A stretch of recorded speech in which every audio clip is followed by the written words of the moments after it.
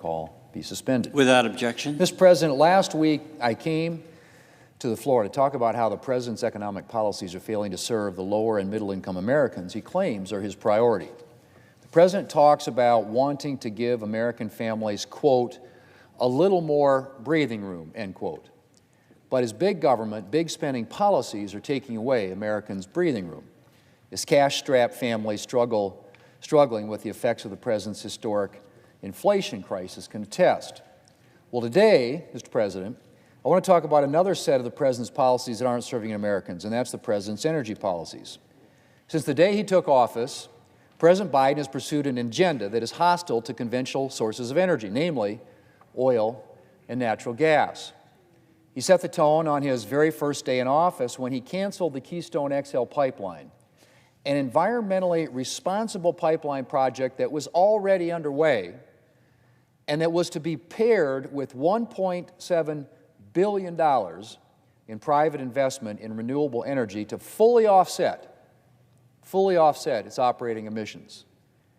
He also almost immediately froze new oil and gas leases on federal land, sending a clear signal to oil and gas producers that his administration would be reluctant to work with them to increase American energy production. And he's continued along the same lines ever since, from raising taxes on conventional energy to proposing a rule that would effectively mandate that automakers only make electric vehicles beginning in the near future. The President's policies have targeted conventional energy. In March, the President announced that he would close off a substantial part of the Arctic to oil and gas development.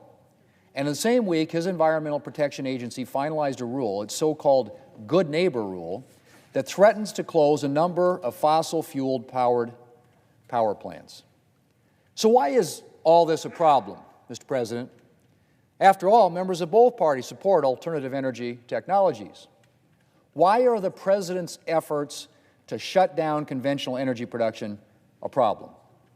Well, Mr. President, the President's attacks on conventional energy are a problem because conventional energy still plays an essential role in providing a steady, reliable energy supply to American consumers.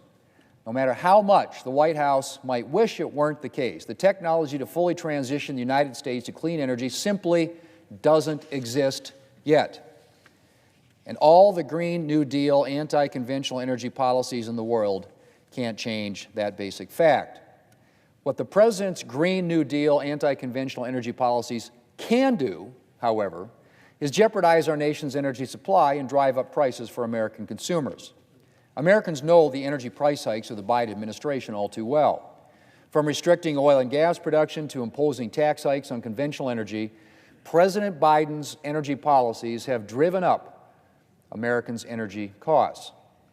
But that will be nothing compared to what will happen if the President succeeds in choking off and drastically reducing conventional energy production. Prices will soar. Blackouts, brownouts, and calls for energy rationing will become commonplace. And our economic and national security will be in jeopardy. We're not at the point yet where we're experiencing blackouts and brownouts on a regular basis, unless I guess you're a resident of California whose energy grid is known for being unreliable because of the state's over-reliance on renewables. But the President's policies could push us over the edge.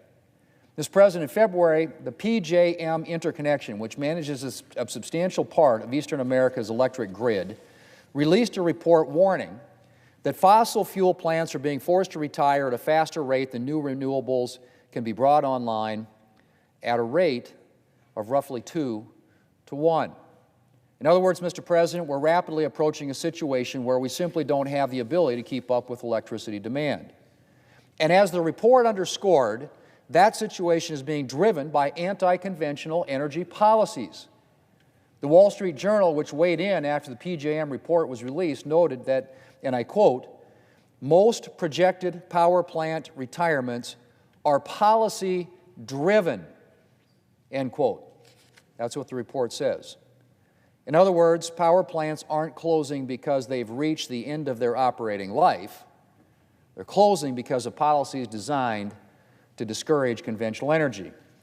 I've already mentioned the EPA's new Good Neighbor Rule, which could force power plants in 22 states to close. And then there are things like utility company environmental, social, and governance, or ESG policies, policies that utility companies can voluntarily adopt, but that this administration wants to mandate, which the PJM report highlights as a factor in plant closures. Not only do overreaching ESG policies force some of our most reliable energy facilities offline, these facilities are also being replaced with technologies like solar that are inherently intermittent and can't be dispatched in times of high demand. The Wall Street Journal notes that, and I quote, Illinois and New Jersey climate policies could reduce generation by 8,900 megawatts, end quote. That amount of energy would be enough to power over 7 million households. So in other words, Mr. President, policies that discourage conventional energy are already having an effect in threatening our nation's energy supply. And if the President continues to pursue these types of policies, his presidency may be remembered not just for historic inflation crisis, but for setting off a long-term energy crisis caused by an unreliable and insufficient energy supply.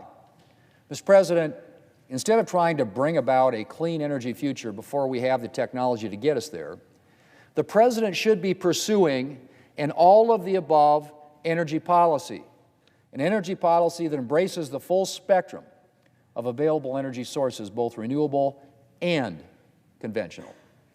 And I'm a strong supporter of clean energy, like so many of my Republican colleagues. But unlike Democrats, Republicans recognize that our nation's not going to be fully transitioning to 100% zero-emission energy anytime soon, no matter how much the administration would like it to. There are a lot of hurdles to be crossed before we can rely solely on clean energy. And so Republicans are committed to supporting both alternative energy and the responsible development and deployment of the conventional energy we need to keep our nation's energy grid reliable and Americans' energy costs down.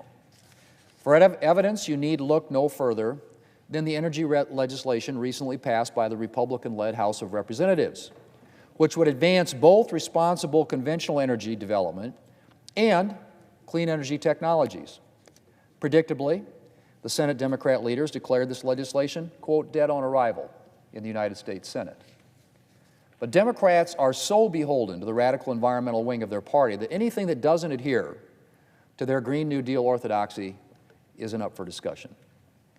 But Democrats' opposition is unfortunate, not just because this legislation would help ensure an adequate supply of conventional energy, but also because it would help advance alternative energy projects. Republicans' legislation would tackle permitting delays, which are a leading impediment to energy development, including alternative energy development. Republicans' legislation would also actually help support the electric car development that Democrats are so committed to by enabling the development of critical mineral resources here at home, the same critical minerals that are essential ingredients in electric car batteries. And, Mr. President, while I'm on the subject of cars, I will say that the President made one right decision on energy last Friday by approving the sale of E15 fuel for this summer. Americans saved $57 million last year thanks to summertime E15 sales. And with the war in Ukraine continuing to stress fuel markets, renewing this E15 permission will help drive down the expected summer surge in gas prices while at the same time benefiting our environment and offsetting production cuts from OPEC. But while I'm glad the President listened to calls from me and others to extend E15 sales through the summer, it's unfortunately one of just a handful of times where the President has opted for reliable and affordable energy instead of an unrealistic, anti-conventional energy policy. Mr. President, in all of the above energy policy, a policy that embraces both conventional and renewable energy sources is essential for keeping energy prices affordable, ensuring the reliability of our nation's energy supply, and keeping our nation secure. And if the President doesn't start encouraging conventional as well as renewable energy development, consumers and our country are going to pay a heavy price.